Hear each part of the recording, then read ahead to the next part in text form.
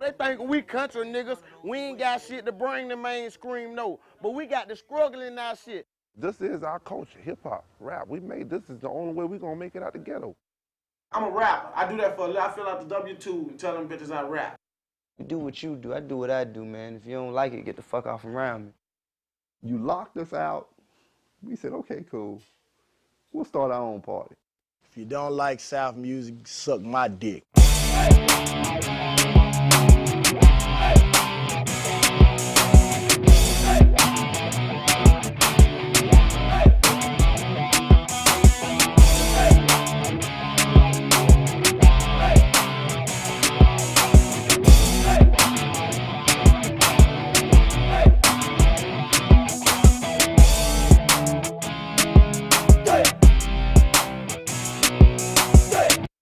It started, you know, with Rapper's Delight.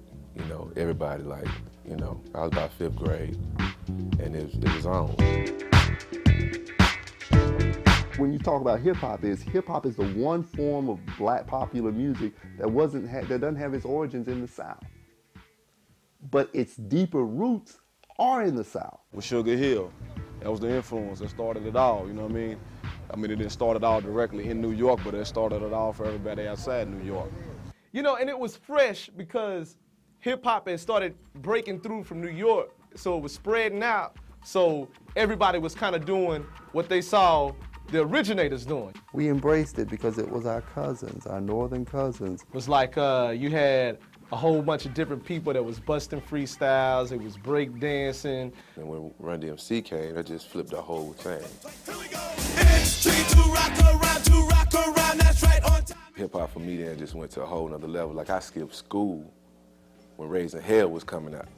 Straight up, like my mama gave my lunch money. I took that and ran straight to the store and bought the album. Me and my boy listened to the album all day. When I started really paying attention and liking what I want to rap behind, I was watching the East Coast rapping and stuff, but what I heard when the West Coast started coming with, that was like, yeah, that's what we talking about. We talking about some gangster shit, cause we were down there doing this gangster shit. The West Coast was on the same vibe pretty much that this down South was to me for us gangster. Every little area, like after hip hop blew up, every little area started to develop their own little sound and their own little scene. We didn't talk like those dudes. We didn't look like them, you know. So we started doing our own thing, man.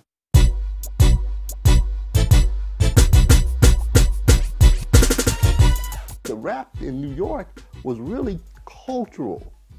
In other words, you had to be in New York to really get it. You could access the music as, okay, it's a tight beat and I like it and everything. But you really wasn't going to get it until you actually lived in New York for a minute. That's what was so hard about the South trying to get played in New York, man. People got different cultures, man. So you can't just hope everybody accept your way of living and your culture and you don't accept theirs. But New York was getting played in Atlanta, but we couldn't get played in New York. A lot of those folks didn't really get the credit that they definitely, not even counted, that they definitely deserve. I was backstage 1993 at Freaknik. I was rapping with the Wu-Tang Clan, Souls of Mischief, Tribe Called Quest. It was so many people back there. You know, we all going around in the cypher, and I remember I ripped it. And like everybody that was around all us, they was like, oh, man, who is this nigga right here? You know, and I'm like, pimp, you know, they were like, you gotta be from New York. And I'm like, nah. Okay, you from LA? I'm like, nah. Okay, you from Chicago? I mean, everybody was standing around. Okay, you know, you gotta be, bro, you know, where you from then? I told them I was from Mississippi. Everybody left. We was that first wave that really made motherfuckers have to take no dust when Drake got out there, that source of water. You know, everybody was boo, boo, boo. I remember it was just the Outkast and the Four Goody Mob, I remember. And I mean, we was like, man, we up here 6 deep, 6, 7 deep, and I'm talking about everybody up here 50, 100 deep, and this tension between the West and the East, and we sitting there in the middle like, don't nobody even give a fuck about us, folks. We ain't sold a platinum record. Don't nobody give a fuck about us or what the fuck we talking about. I saw them two Southern brothers up there, and I was like, I know exactly how y'all feel, because I feel the same way sometimes. Back in the days when I was trying to pitch Southern records, they don't understand, and it's not that they hate you. It's what, and I told Andre, it's not that they hate you, it's that they saw the future. And it really, you know, it made us lead that event that night like, we're gonna show all these motherfuckers. So one day, they gonna have to fuck with us.